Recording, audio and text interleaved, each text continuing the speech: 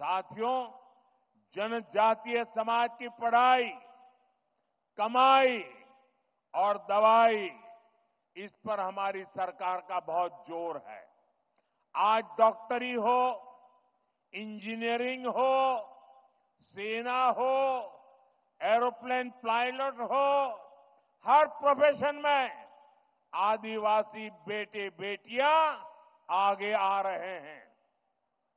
ये सब इसलिए हो रहा है क्योंकि बीते दशक में स्कूल से लेकर उच्च शिक्षा तक आदिवासी क्षेत्रों में बेहतर संभावनाएं बनी है।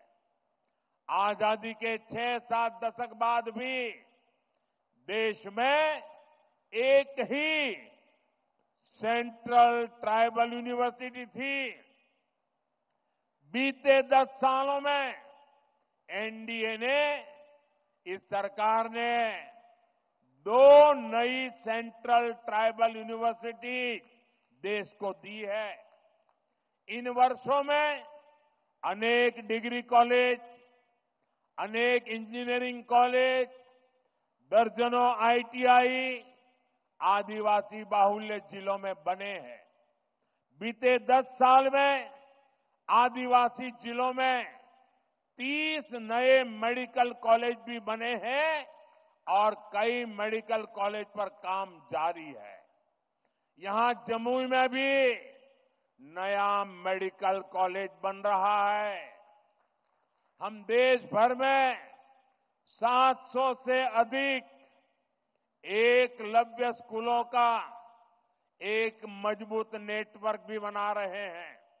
साथियों, मेडिकल, इंजीनियरिंग और टेक्निकल शिक्षा में आदिवासी समाज के सामने भाषा की भी एक बहुत बड़ी समस्या रही है।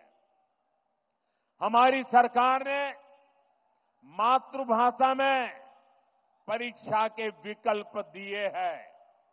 इन फैसलों ने आदिवासी समाज के बच्चों को नया हौसला दिया है, उनके सपनों को नए पंख लगाए हैं।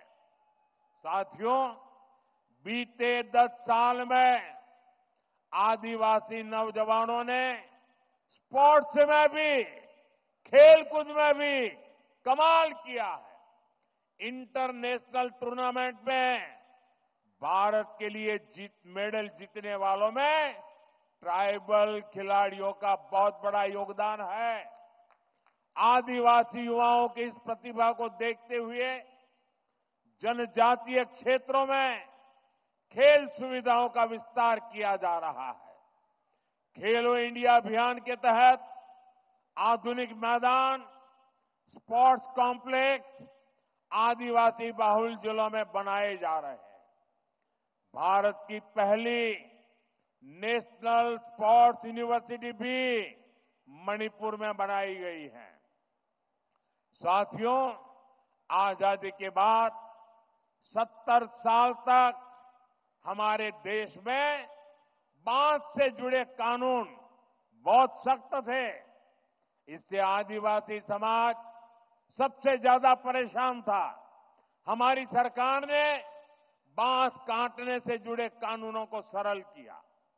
पहले ही की सरकार के समय सिर्फ 8-10 वन उपज, उस पर ही एमएसपी मिला करती थी। ये एनडीए सरकार ही है जो अब करीब 90 वन उपजों को एमएसपी के दायरे में लाई है।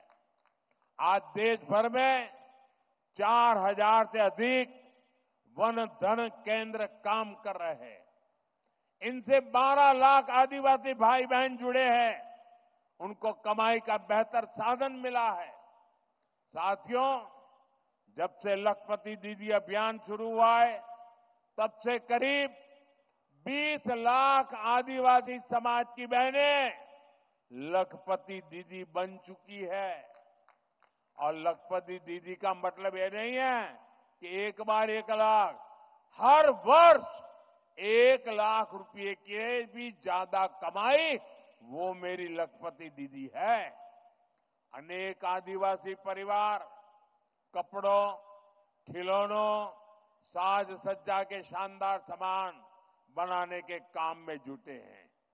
ऐसे हर सामान के लिए हम बड़े शहरों में हाट बाजार लगा रहे हैं। यहां पर भी बहुत बड़ा हाट लगा है, देखने जैसा है। मैं आधे घंटे तक वहीं घूम रहा था। हिंदुस्तान के अलग अलग जिलों से मेरे आदिवासी भाई बहन आए हुए हैं और क्या बढ़िया बढ़िया चीजें बनाई है। देख करके मैं तो हैरान था।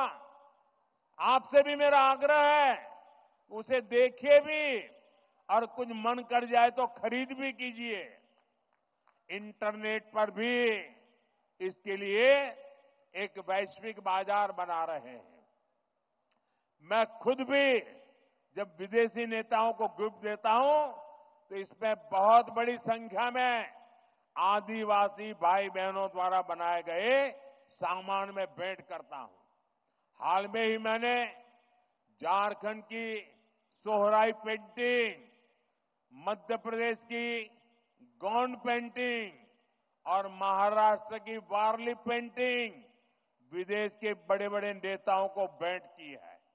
अब उन सरकारों के अंदर दीवारों पर ये चित्र नजर आएंगे।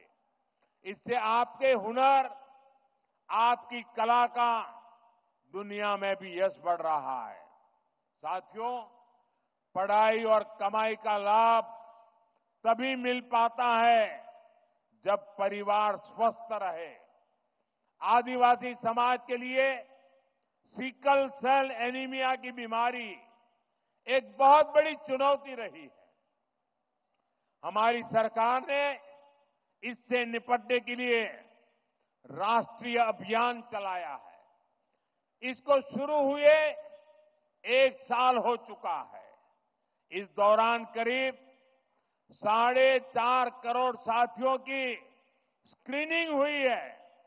आदिवासी परिवारों को अन्य बीमारियों की जांच के लिए ज्यादा दूर जाना न पड़े, इसके लिए बड़ी संख्या में आयुष्मान आरोग्य मंदिर बनाए जा रहे हैं।